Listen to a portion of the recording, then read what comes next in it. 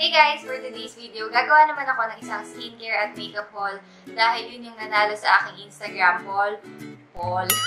Sa Instagram haul, over dun sa Maybelline Brow Tattoo Gel Tint.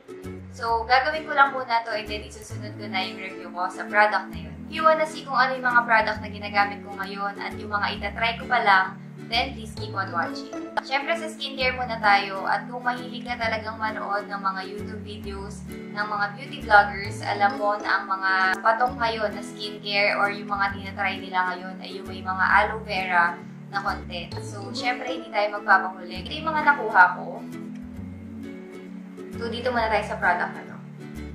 Ito yung Miniso Aloe Relaxing Care Moisture Mist. Around 300 pesos ata to. That contains 410 ml of product. So, medyo malaki tong product na to. At ang nakalagay dito, this provides an instant and lasting boost of refreshment. At hindi lang daw siya for the face, pwede rin siya sa katawan. So, pag nanlilimahid ka na, nanjijitata ka na, pwede mo daw itong i-spray sa iyong face, tapos sa kilikili, ganyan, sa leeg. Pero definitely, hindi ko gagawin yun. Kasi, kapag nasa site ako tapos naiinitan ako, ang gagawin ko talaga ay maghilamos ng face. So, ito, ginagamit ko siya as parang makeup remover. Ang ginagawa ko is to spray this directly on my face pag gusto ko nang tanggalin yung aking makeup. So, spray ko yung ganyan. Tapos, patatagalin ko siya ng mga 10 seconds. Tsaka ako na siya pupunasan ng wipes. Or, minsan kapag medyo tuyo na yung wipes ko, lalagyan ko rin yung wipes ko nito. Tsaka ko siya i-rub sa aking face. Next naman ay itong Mumuso Aloe Vera Moisturizing Gel. 92% hydrating, repairing, and brightening. So, ito yung sa Mumuso. This is just 99 pesos and 300 grams yung product na nasa loob nitong tub na to. So, medyo malaki din siya. If I remember it right, hindi ito yung unang brand, syempre, na nakilala yung aloe vera gel. Alam ko yung sa Nature Republic yun, pero around 200 to 300 pesos yun. So, sabi ko kung magta-try ako ng mga aloe vera, mag-start na lang muna ako sa cheapest.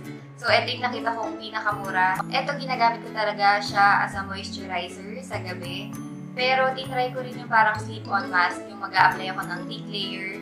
Pero sa akin, nag-work lang yun ng mga 1 week, pero hindi ko na kinaya. Nag-transfer siya sa una, tapos dumidikit yung aking hair, yun lang. So, hindi ko masyadong ginagawa yung makapal na layer sa aking face. Ginagawa ko lang talaga is parang moisturizer.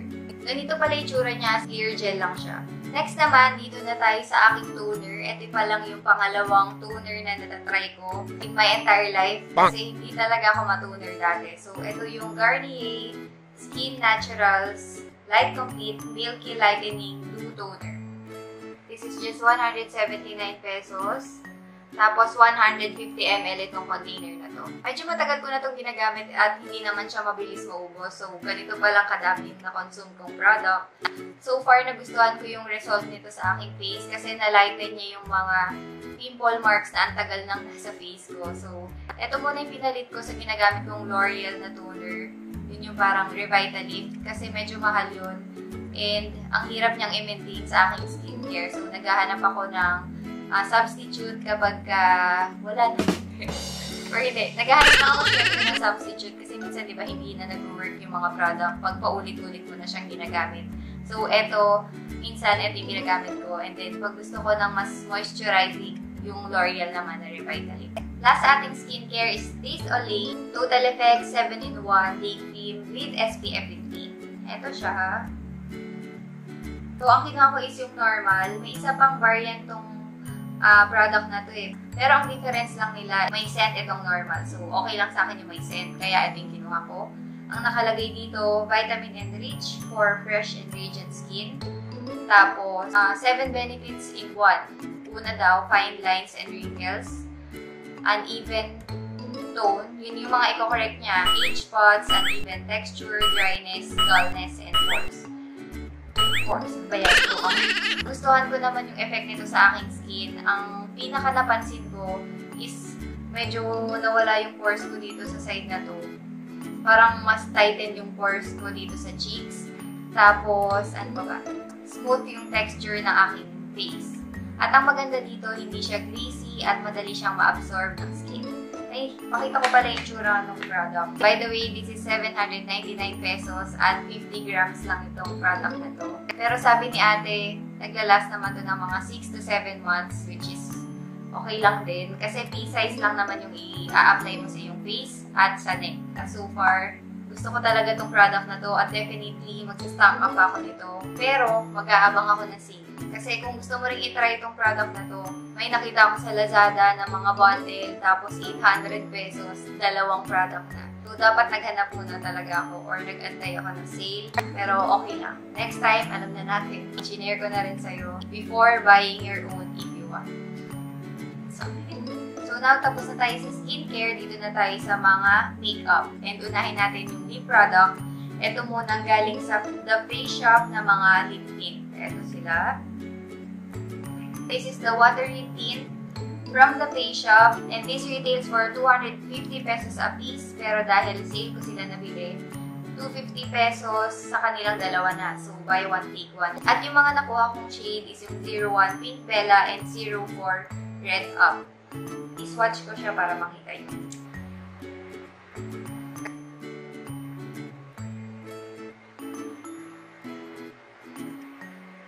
Itong pink na to, gusto ko siyang ina-apply sa aking cheeks kasi parang natural blush lang siya. Ito naman, ayokong ina-apply to sa aking cheeks kasi medyo hindi na siya natural looking. Pang lips lang talaga siya. At ito yung gamit ko sa aking lips ngayon.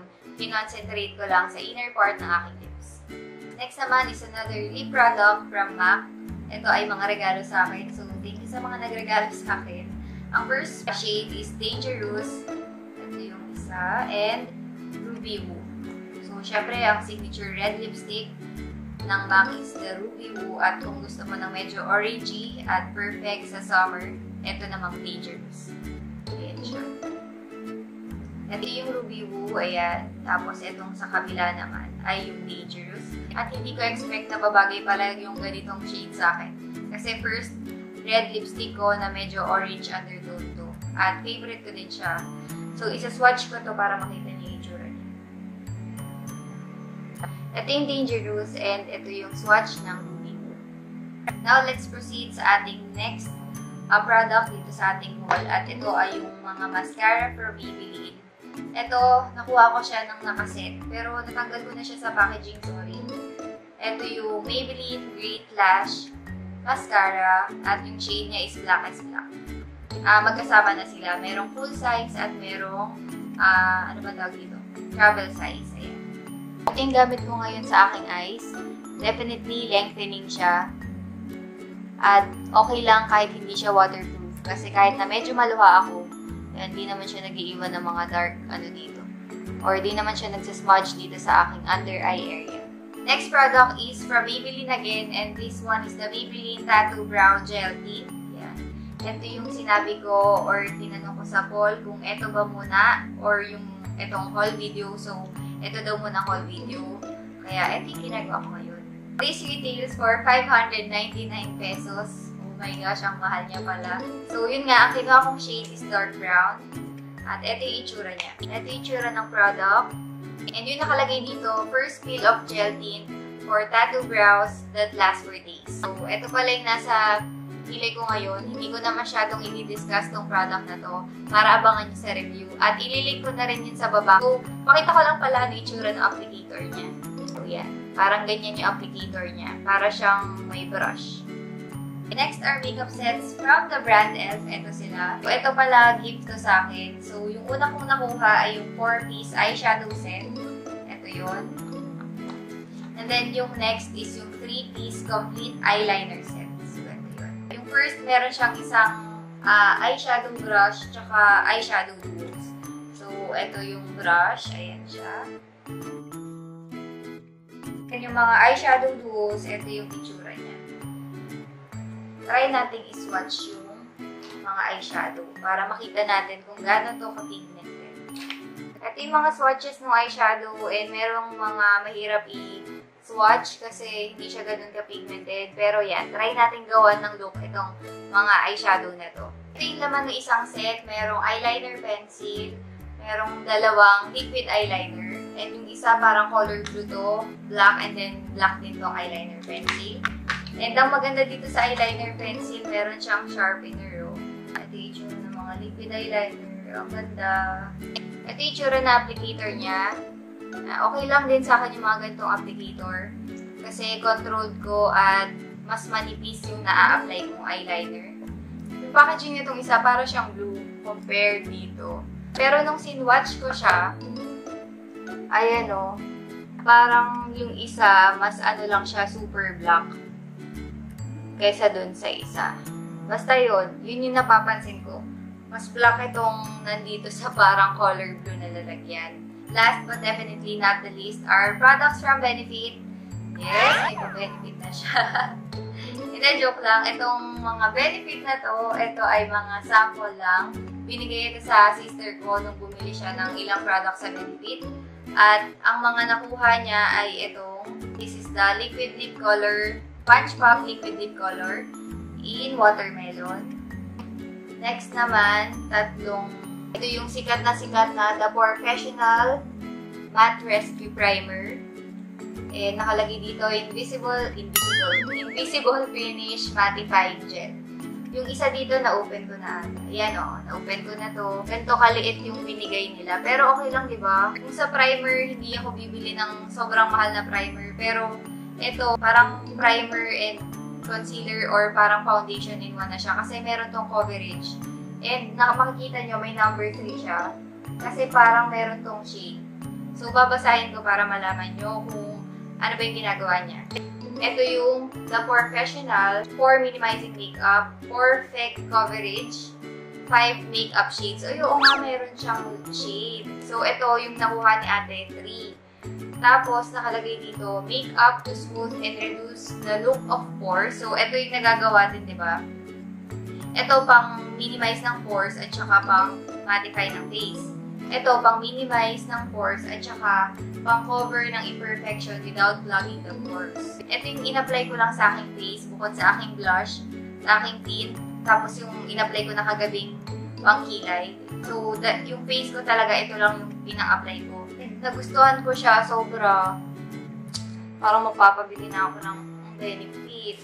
Oh my gosh, ano to? May ganito ko. Parang ito, gusto ko talaga itong pag-ipunan. Let's see kung bibilihin ko ito. Na-try ko, ubusin ko muna to ah. And that's it for this video. Ito na yung mga naipon kong product for the last couple of weeks. And nadagdagan siya kasi iba naman regalo sa akin. Sana na-enjoy nyo itong video na to. Don't forget to give it a thumbs up para syempre malaman kung nagustuhan nyo siya. Don't forget to subscribe on my channel at i-click nyo na rin yung bell button para ma-update kayo sa aking bagong upload. Thank you so much for watching and see you on my next one. Bye!